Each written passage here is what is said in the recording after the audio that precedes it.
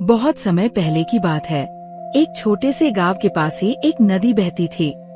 उस नदी में बड़ी बड़ी मछलियाँ, केकड़े और कछुए रहते थे। गांव के लोग उसी नदी से पानी भरते और मछुआरे रोज वही जाकर मछलियाँ पकड़ते। उसी नदी के किनारे एक बड़ा पीपल का पेड़ था। पेड़ पर कई पक्षी रहते थे, तोते, मैना, गौरैया और कौए। उन्हीं में से एक कौआ था जिसका नाम था कल्लू। कल्लू बहुत चतुर था, लेकिन उसमें एक बड़ी कमी थी।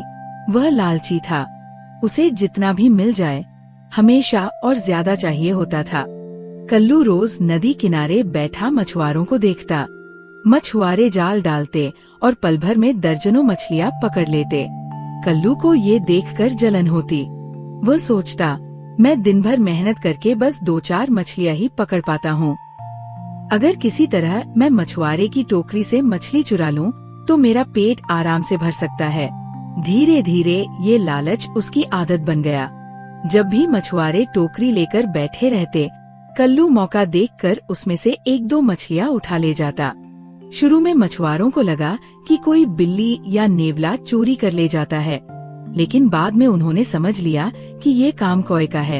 एक दिन एक बूढ़ा मछुआरा बोला, ये कौआ दिन ब दिन ढीठ होता जा रहा है। अगर इसे सबक न सिखाया गया तो ये कभी नहीं सुधरेगा। उसने सोचा कि कौए को लालच के जाल में फंसाना ही सबसे अच्छा उपाय होगा। अगले दिन मछुआरा हमेशा की तरह नदी किनारे आया। उसने जाल डालकर मछलियाँ पकड़ी और अपनी टोकरी में रख ली। मगर इस बार उसने टोकरी के ऊपर से कपड़ा ढक दिया और बीच में एक बड़ी सी मछली खुली छोड़ दी। कल्लू पेड़ से ये सब देख रहा था। उसकी आंखें चमक उठीं। वाह, कितनी बड़ी और मोटी मछली है। अगर ये मुझे मिल जाए तो पूरे दिन मजे से खाऊं। वह बिना देर किए नीचे झपटा और मछली पर बैठ गया। जैसे ही उसने चोंच मारी, मछुआरे ने धीरे से कपड़ा हटाया और कौए को पकड़ लिया।